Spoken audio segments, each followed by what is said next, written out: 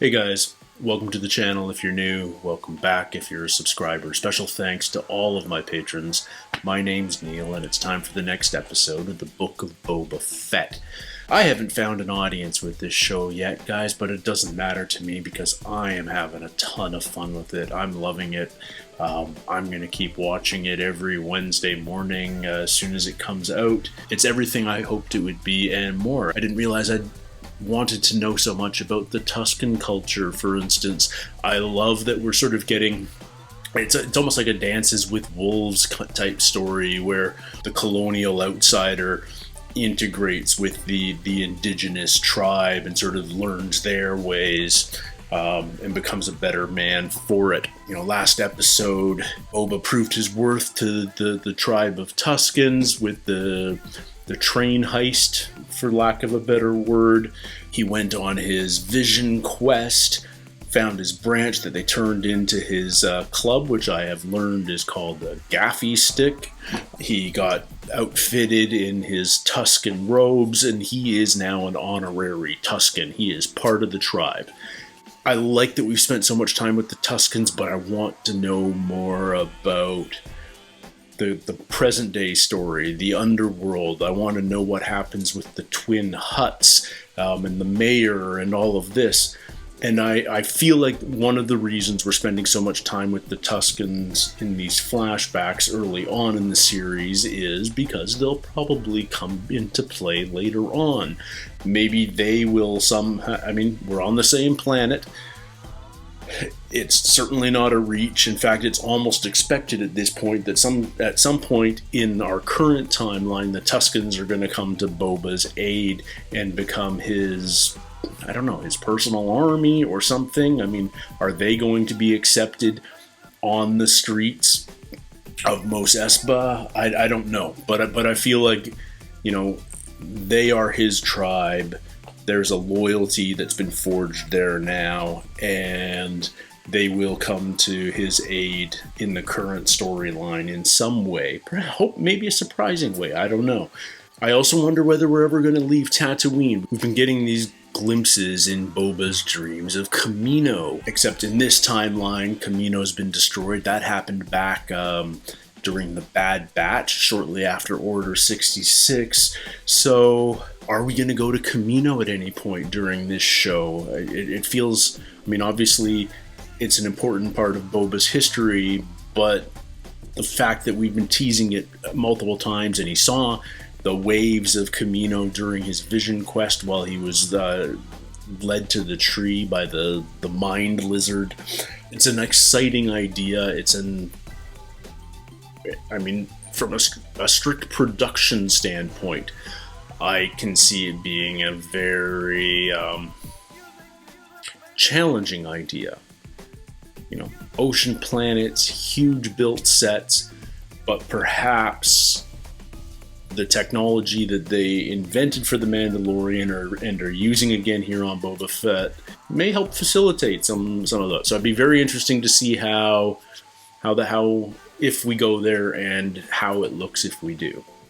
Anyway, I don't have too much more to add at this point. Let's jump into it, guys. This is episode 3 of the Book of Boba Fett. Perhaps he fears the Rancor. They're flashing back to this. Why flashing back to the Rancor? The mayor sent me! Just for that little It's note? empty. This is from the trailer. And I've learned that that's like a monk brain in there. I don't fully understand what that's all about, but... Master Bib did not have the power of Jabba, so he relied on uneasy alliances to preserve his tribute and title. Where does that leave us now? Everyone is waiting to see what kind of leader you are. I am Lord Appeal. I am a watermonger in the workers' district. The streets have turned to chaos. Love him in Barry. He's in so many great little projects. A street gang of insolent youths has been stealing my inventory. Now, this never happened under the other daimyos. And your inventory is water. They are half man, half machine, they modify their bodies with droid parts. Ah. Mos Espa at night. I love it. So who are these half man, half droid gang that we're being told of? Is this them? That's a crime. Look, old man. My name I love her arm. Boba Fett. We know who you are. Old man. Go back to your palace. If you're a daimyo, then why'd you let the Monga charge us a month's wages for a week's war? There is no work, mighty daimyo. Then you will work for me. They owe 1,300. Take the 500 and consider it resolved. If you want to continue to do business in my territory. If you don't like it, Boba wants to change all of Tatooine society. and cut your prices. Well, he's building an army bit by bit. Oh, I like their bikes. You don't normally see that shiny and colorful in Star Wars. Certainly not on Tatooine. The streets of Mos Espa. Oh, flashback time. Are we gonna use the back-to tank for anything other than... Here's how we flash back to... Oh. Yeah, see, more Camino. So is that... Who's on Slave 1 that young Boba's watching? Is it Jango? Is he leaving them? That's an awesome shot. Oh, that's awesome. Yeah, it looks like he's leaving. Where do the Pikes do their business in Mos Eisley? It is Mos Eisley. Oh, the stormtrooper helmets on Pikes. The Pikes. Oh, that's awesome. Oh, nice little cameo there. Our mechanic and her, what are they called? Pod droids? Feel free to correct me. I know I'm not a Star Wars geek. I've spoken with my superiors on Obadiah, and they are unwilling to pay protection to more than one party. Who else? The Kintan Striders have already collected protection money for the same territory you lay claim to. We do not want to be taken advantage of by paying protection to both. Yeah. I.e., take out the I'm biker sure you gang. understand. Ah. I love that they're giving us these big, epic sandscapes for no reason other than they look amazing. Oh, have they attacked another moisture farm? Or have they? Or is that the Tusken camp? Oh no, it's the Tusken camp. No. Who did that? They're all wiped out? No way. Oh man. No. I was so connected to them. What happened? Who was it? Are they all dead? All of them. Wow. Even our chief. Yep, that's the biker gang. That symbol. Yeah, exactly. Oh, that's the little kids gaffy stick. This is like...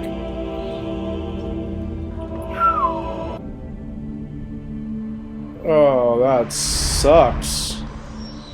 I was enjoying that part of the story so much. Whoa! Man, this Wookiee's design is so awesome. Oh. Brutal. Man, he's awesome. Boba's got an issue here. Ah! Just crushed him.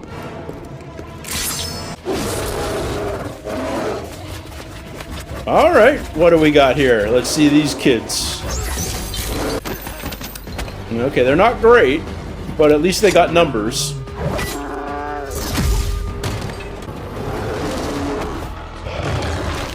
Oh my god, he's vicious.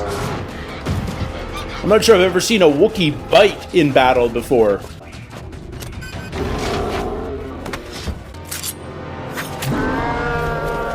Alright. Everyone's alive. And Boba's gonna need more time in the Bacta tank. Yeah, they need to consolidate power and get stronger. I need to respond. Everyone is watching, waiting for me to make the next move. And no one respects him yet. No one's afraid of him yet. The twins are here. They have brought a gift. Huh. Oh, really?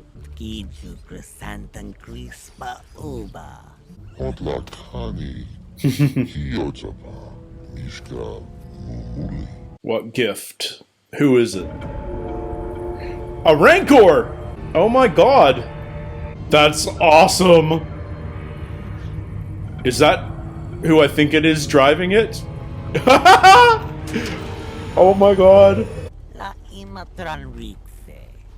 What should we know?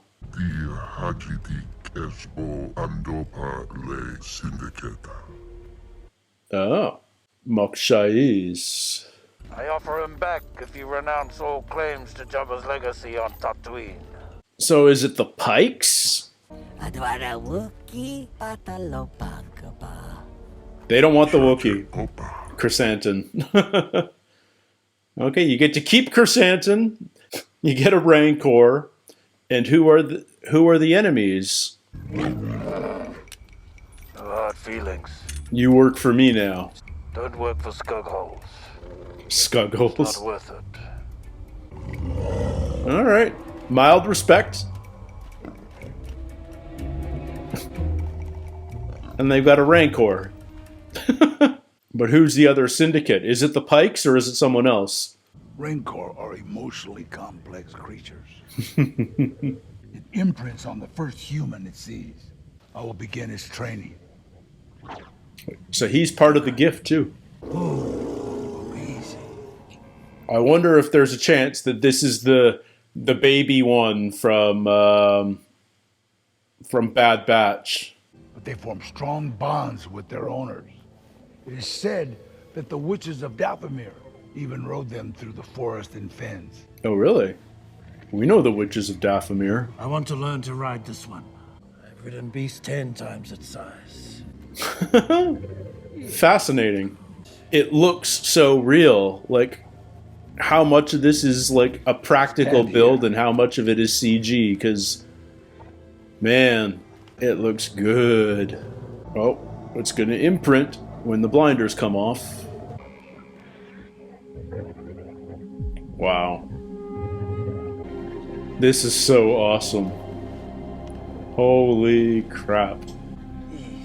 It looks so good. Like the way he's interacting with it. Just a spot. I can't figure out whether I like these new young henchmen or not. Their look doesn't seem to fit Boba.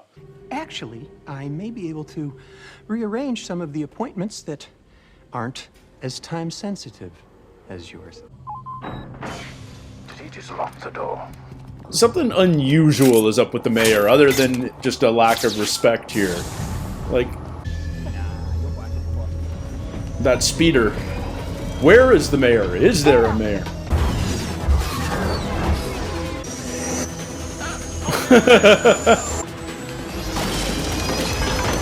Something about the CG of this speeder and these bikes is a little clunky, but you gotta love a fun car chase. Nicely done.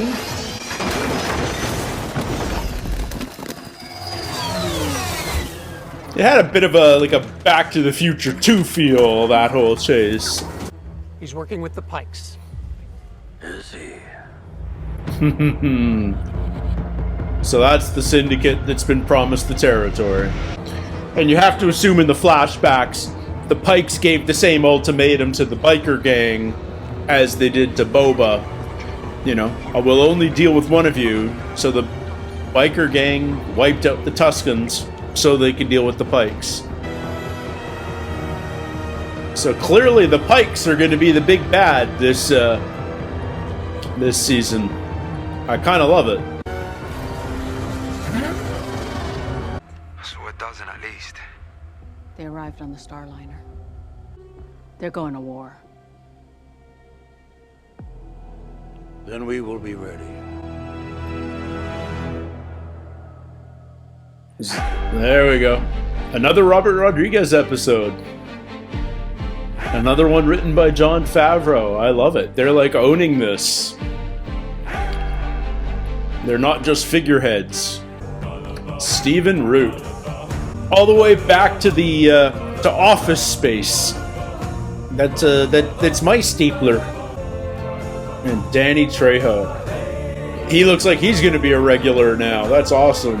Why aren't they switching out of the credits? I feel like maybe there's going to be an end credit, or maybe they're just showing respect to the full crew. I dig it. This was kind of that transition episode that it feels like it pretty much concluded the flashback Tuscan arc. It's devastating that we lost that entire Tuscan village. It's amazing how much you get attached to them in just 2 episodes. But yeah, you have to think that the Pikes gave the same ultimatum to both Boba / the Tuscans and the biker gang, that they'll only pay protection money to one, and they can deal with it however they want. And clearly they spoke to the biker gang first, and the biker gang wiped out the Tuscans. So Boba's on his own. I wonder whether we're going to continue to have flashbacks of him going after the bikers now, or whether we're going to spend more time in current day now, like we did in this episode. Now that we've kind of established the Pikes as the primary enemy, maybe Boba made a mistake, you know, a number of years ago. I guess it's about 5 or 6 years ago, if we're going to sort of look at the Star Wars timeline, because we know, I now know that Mandalorian takes place 5 years after Return of the Jedi, Episode 6, and we're shortly thereafter. So we're 5 or 6 years after Episode 6, and the Tuscan flashback timeline. Attacking the Pike train and letting them live may have ended up being a mistake. Maybe you should have killed them instead of letting them go and making them a vengeful enemy. They seemed to be willing to make a deal, but they were willing to make a deal with either side. Part of me really wants to see Boba on a revenge kick. But, you know, it's interesting. You know, back in Episode 1, he says he wants to rule with respect, not fear. And he's stuck in the present timeline with neither of those. No one's afraid of him and no one respects him. He just hasn't established enough of a reputation, enough of a power base that anyone is taking him as a serious threat. And so there is this power vacuum after he killed Bib Fortuna. Bib himself, what sounds like, was hanging on to a tenuous piece, allowing other gangs to control parts of Mos Espa. And when he was gone and Boba took over, that all crumbled, and now there's a power vacuum, and here come the Pikes. Now, have the Pikes always been on Tatooine? We know they were there, obviously, 5 or 6 years ago in the flashbacks. Have they maintained a presence? That we're going to have to find out. Where is the mayor? Do we know for sure that he's actually with the Pikes? Is he... I mean, it feels like at this point he's basically just a puppet for the Pike Syndicate. And, you know, Boba's definitely got an uphill battle ahead of him, an uphill climb. He's recruited this handful of this young gang. I don't know if we're going to call them cyborgs exactly, but, you know, they've got some droid modifications incorporated in, you know, eyes and hands and such. They seem ready to work, and they seem marginally capable, but they don't seem formidable.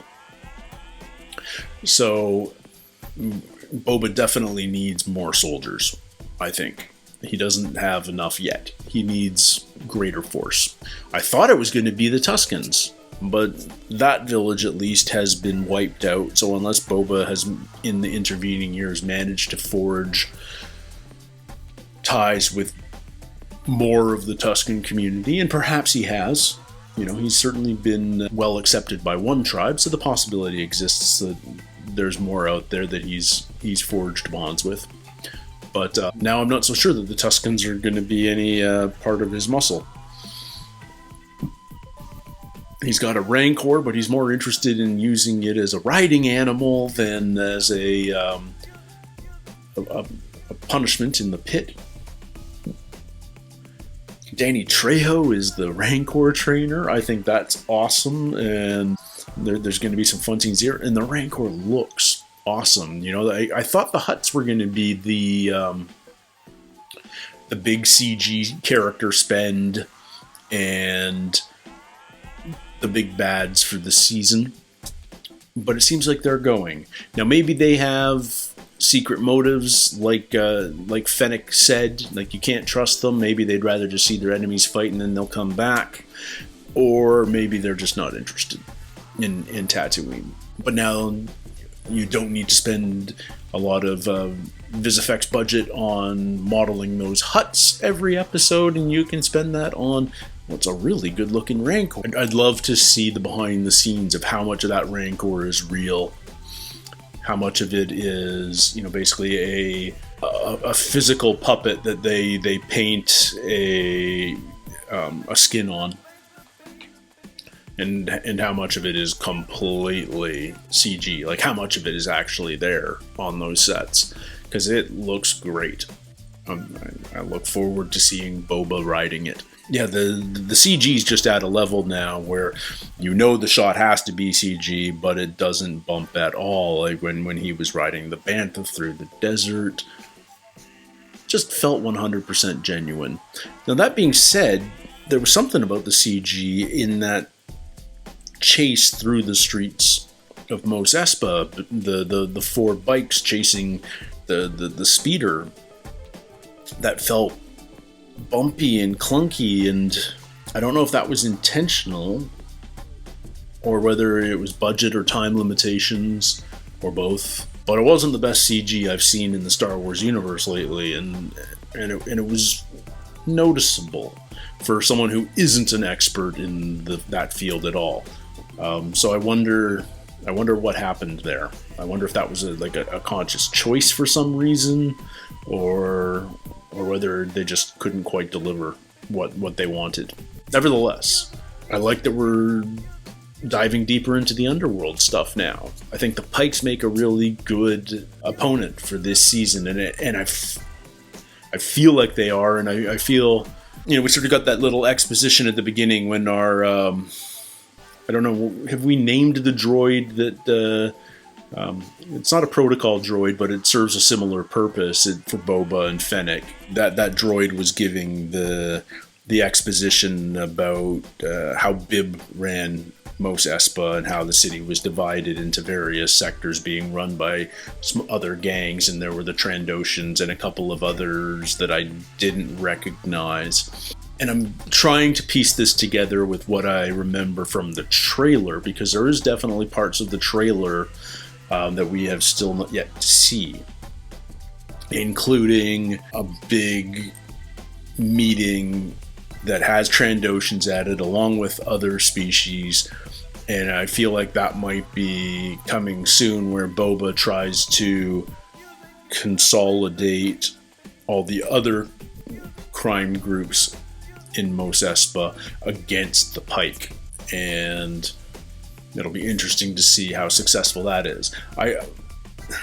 Based on the way the trailer came out, I felt like Boba's rise was going to be much quicker and easier, and I kind of like that it isn't. I like that it's a much bigger challenge. It's easy to take a character like Boba, who's so iconic and has such history and is almost unkillable and unbeatable and so cool, and just have him overcome every challenge like that.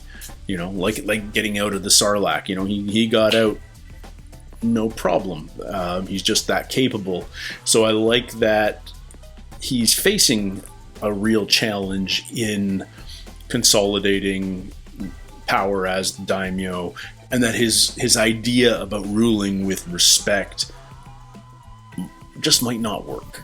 Is he going to have, is that going to be a lesson he needs to learn, that fear might be the only way, and how is he going to deal with that? Like, does that work for him?